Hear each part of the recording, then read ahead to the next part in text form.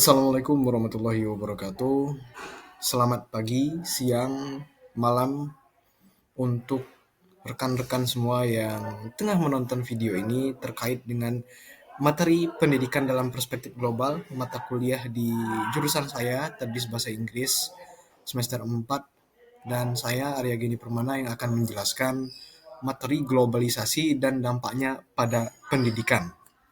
Nah, kalau kita bahas lebih lanjut apa itu globalisasi, kita bisa mendefinisikan dari pendapat ahli terlebih dahulu gitu.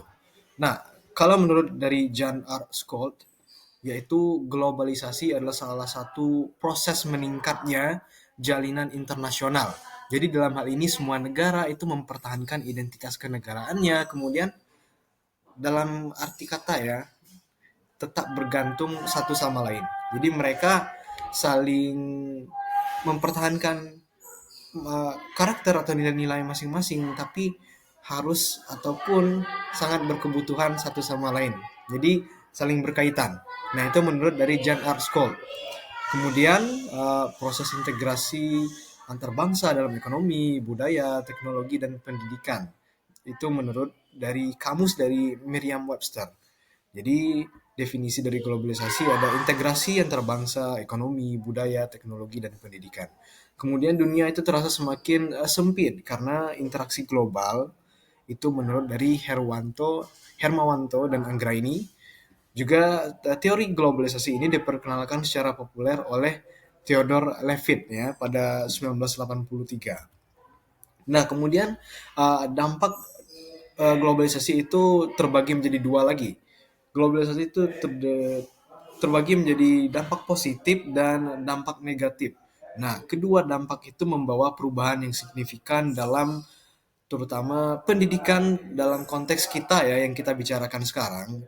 Pendidikan itu sangat-sangat dipengaruhi oleh bagaimana dunia ini bersistem atau bergerak gitu, yaitu globalisasi.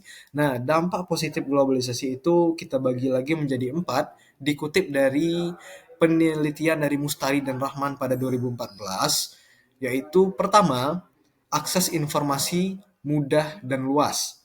Kemudian kurikulum internasional mulai diterapkan di sekolah-sekolah. Contohnya kurikulum internasional bakalaureat ataupun kurikulum dari Cambridge University yang mulai diterapkan di beberapa sekolah, terutama sekolah swasta, sekolah negeri yang ada di kota-kota besar di Indonesia pada khususnya gitu. Kemudian meningkatnya daya saing lulusan secara global.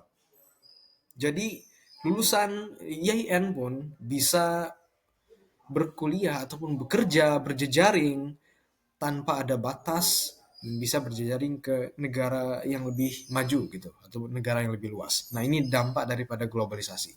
Kemudian munculnya SDM yang siap kerja secara global. Jadi dengan adanya globalisasi ini meningkatkan mutu, meningkatkan kualitas daripada SDM yang ada.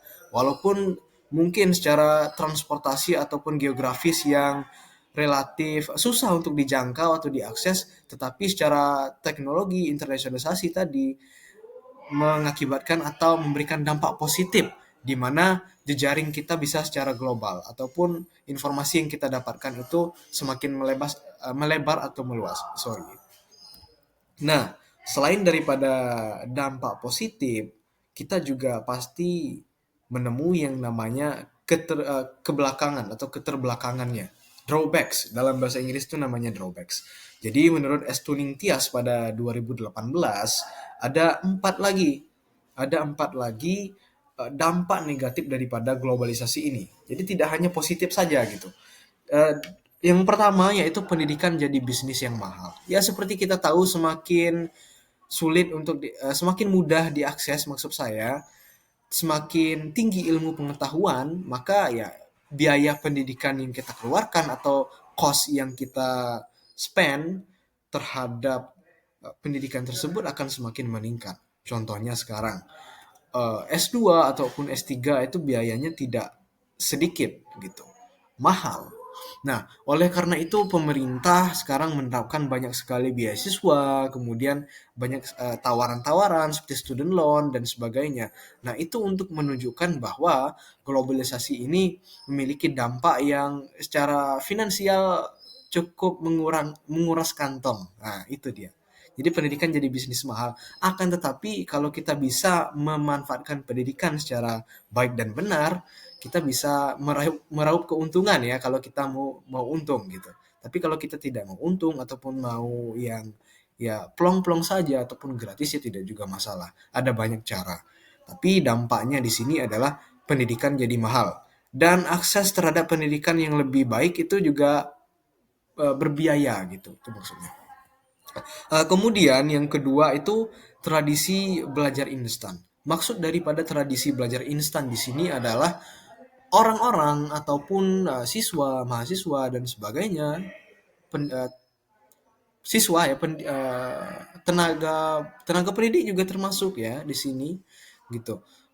Lebih mau atau berfokus kepada hal yang mudah tanpa ribet gitu, tanpa mau bersusah-susah lebih lebih banyak.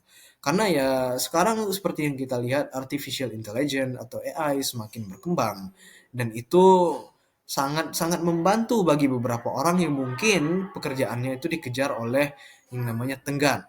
Tetapi jika pekerjaan yang diberikan waktu yang panjang ataupun yang namanya hal-hal yang bisa direncanakan secara matang ya buat apa gitu. Tapi ada beberapa kasus yang memang membantu dan ya kebanyakan data yang disebutkan di sini adalah globalisasi membawa dampak yang instan atau tradisi belajar yang mau mudahnya saja. Nah, itu singkatnya seperti itu. Kemudian yang ketiga, ada budaya lokal yang mulai terpinggirkan.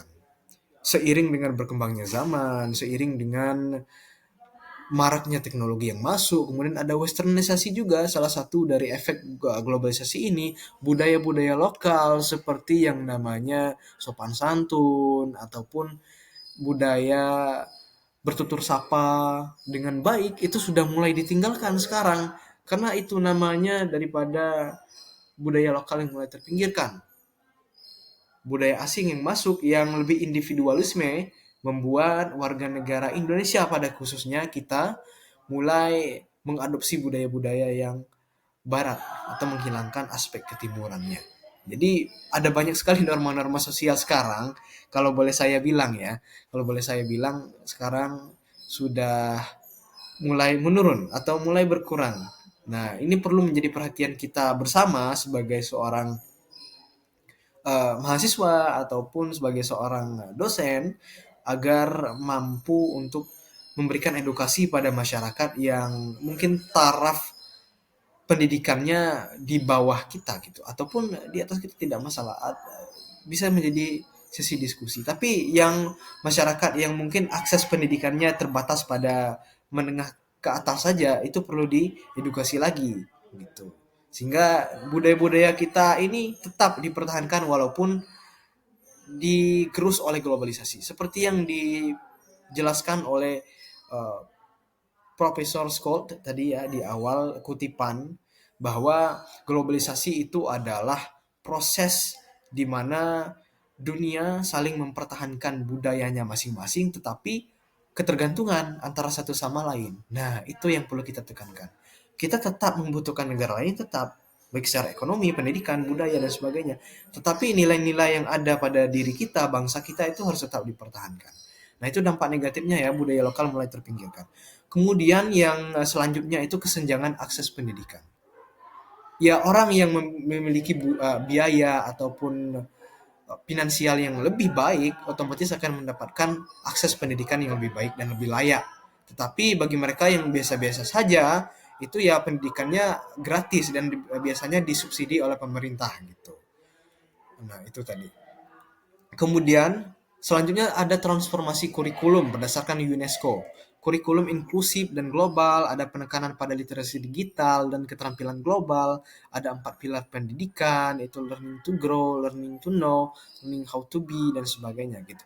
Kemudian ada juga integrasi teknologi dalam pembelajaran. Jadi bagaimana cara kita untuk menyatukan yang namanya teknologi digital dengan sistem ataupun media pembelajaran. Jadi teknologi itu dimanfaatkan sebaik mungkin.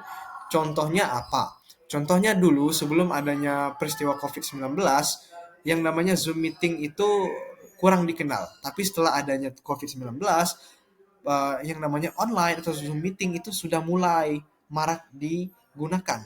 Sampai sekarang, Zoom meeting itu sudah lumrah dan dijadikan sebagai salah satu alternatif. Dan dari peristiwa itulah lahirnya hybrid learning, di mana hybrid atau blended learning ya, di mana integrasi kelas offline dan kelas online itu disatukan menjadi satu gitu. Itu adalah salah satu bentuk transformasi daripada kurikulum dalam globalisasi pendidikan ini. Nah, kemudian yang selanjutnya ada tantangan dan solusi. Jadi berdasarkan penelitian dari Mufidah 2019, ada 4 tantangan dan solusi dan beberapa tantangan yang dikemukakan olehnya gitu.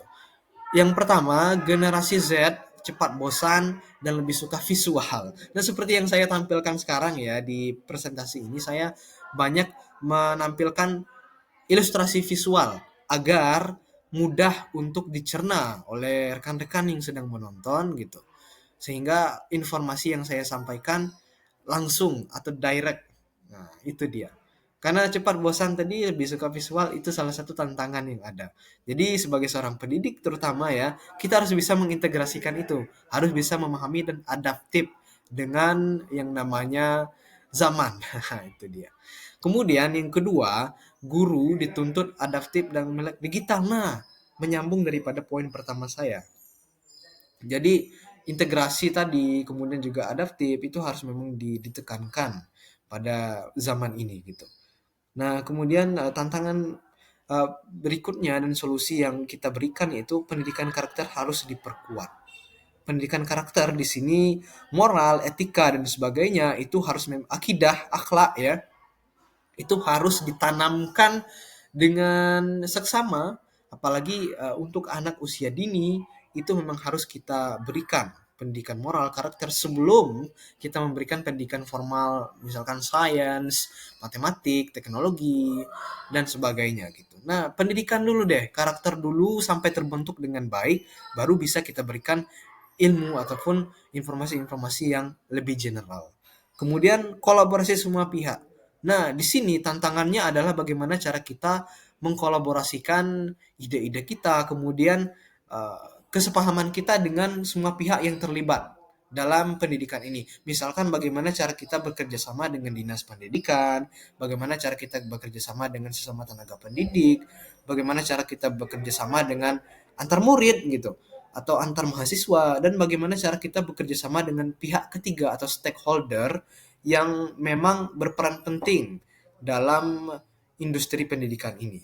Nah, itu harus menjadi concern kita bersama sebagai seorang pendidik ataupun calon tenaga pendidik.